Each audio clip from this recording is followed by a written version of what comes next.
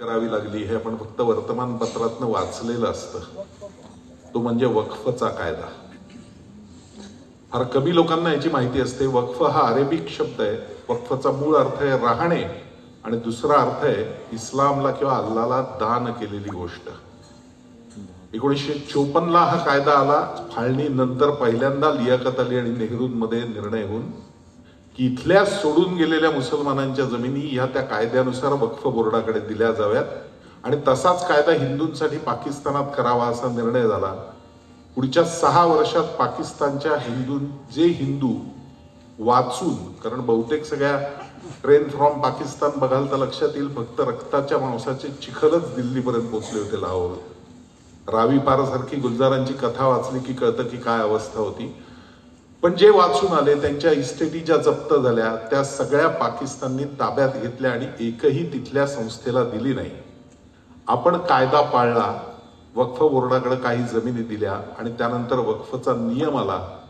त्या नियमात असं म्हटलेलं आहे की उद्या माझ्या घरावरती जर वक्फची नोटीस आली की तुमची असेल ही जागा किंवा तुमच्या पूर्वजांची पण मूळ ही वक्फची आहे, आमच्याकडे तशी कागदपत्र आहेत, तर कायदा इथे उलट असं सांगतो की ज्यांनी आरोप केलाय त्यांनी सत्यतेसाठी एकही कागद द्यायचा नाही. मी सिद्ध करायचं की ही माझी जमीन आहे. आणि मी जर असं सांगितलं की बाबा बघा माझ्याकडे अगदी 48 पासनाचे खाडाखोडीचे उतारे आहेत, माझे पंजोबा आजोबा वगैरे वगैरे वगैरे, आणि वक्फने जर सांगितलं की नाही स्वातंत्र्यपूर्व काळात आमच्याकडचा कागद आहे आणि तो मूळचा वक्फचा आहे, तर त्याच्या विरोधात मला कुठल्याही कोर्टात अपिलात जाता येत नाही. हा वक्फचा सगळ्यात मोठा नियम आहे. हे सगळं सादर करावं लागतं वक्फ कमिटी समोरच आणि वक्फ कमिटीने सांगितल्यावर जमाही करावी लागते माझी इस्टेट वक्फ कमिटीकडेच आणि याच्या विरोधात न्यायालयात जात मागता येत नाही असा निर्णय त्यावेळेच्या सरकारने केलेला आहे. 95 त्यात अमेंडमेंट केलेले आहेत. याचा परिणाम काय आजच्या जगात ते सांगतो तुम्हाला. भारतामध्ये ब्रिटिशांनी भारत सोडण्यापूर्वी सर्वात जास्त जमीन दिली होती ती कॅन्टॉनमेंट या नावाखाली मिलिटरीला.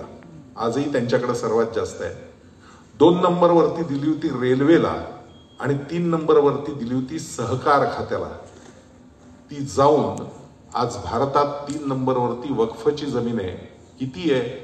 8,57,000 एकर, म्हणजे पाकिस्तानच्या भूभागाच्या 1.5 पटाला थोडं कमी. आणि त्यातली महाराष्ट्रातली जमीन, कारण 60 साली महाराष्ट्रात हा कायदा आला, 64 वर्षात महाराष्ट्रातली जमीन आहे 1,17,000 एकर. आणि त्याच्यात आघाडीवर असलेले जिल्हे 1 नंबरवर बीड, 2 नंबरवर संभाजीनगर आणि 3 नंबरवर आपला पुणे जिल्हा. ज्यावेळेला सत्ता पूर्णपणे त्या विचारांनी काम करणारी आणि एक हाती असते, बहुमत असतं, तेव्हा 370 आणि 35ही काढता येतं. आणि जेव्हा नसतं तेव्हा वक्फ सारखं बिलही मागं घ्यावं लागतं. हा विचार फार महत्वाचा आहे पुढच्या काळात आपल्यासाठी, कारण आपण 20 तारखेला मतदानाला सामोरं जातोय.